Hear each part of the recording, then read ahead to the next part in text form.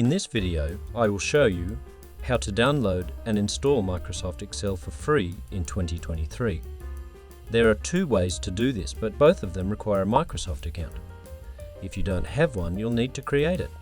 The first method is to open the Microsoft Store, then search for Microsoft 365.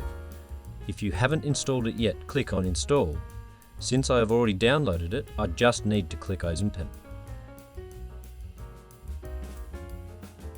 After a few minutes, Microsoft Excel will be automatically installed for you. The second method is to use Google. Search for Microsoft 365 and click on the relevant link. Then click on Install Apps. Alternatively, you can use the free version of Excel, which is available on the left side of the page. If you find this helpful, click like and subscribe. Have a good day.